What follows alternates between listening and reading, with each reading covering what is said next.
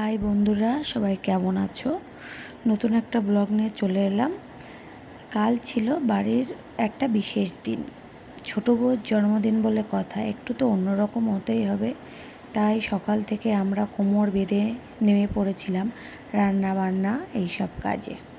দেখতেই পেলে প্রথমে আমাদের মাসি পায়েসটা করে নিয়েছে, আর গাজর, ক্যাপসিকাম আর বিনসগুলো কাটা রয়েছে, সেগুলো কেটে রেখেছি।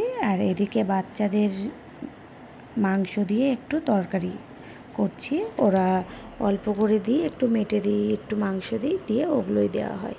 আর এদিকে আমার দেওর মাংস নিয়ে চলে এসছে, চিলি চিকেনের পিস, মাসির ধোয়াও হয়ে গেছে।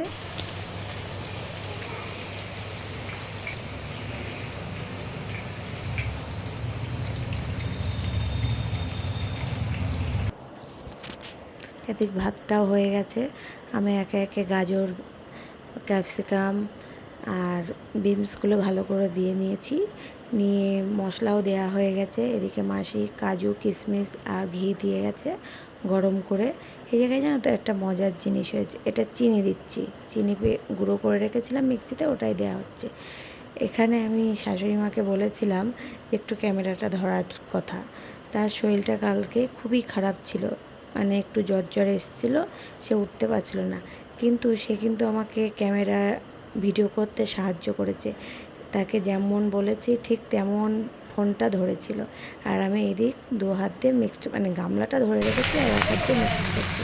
এদিক চিলি চিকেনের জন্য সবজিগুলো ভাজা হয়ে গেছে। ছোটো বউ বাড়িতে ছিল না, বাড়ি এলো, তারপরে একটা ছোট্ট সারপ্রাইজ অ্যারেঞ্জ করেছিলাম। এদিকে ছোটো বউর জন্য থালা রেডি, সব 5 রকম ভাজা, চিলি চিকেন, ফ্রায়েড রাইস, পায়েস, মিষ্টির জল। ছোটো বউ তো দেখে খুবই খুশি, কী যে খুশি হয়েছে তোমরা মুখ দেখেই বুঝতে পারছো। টাটা, আজ এই পর্যন্ত।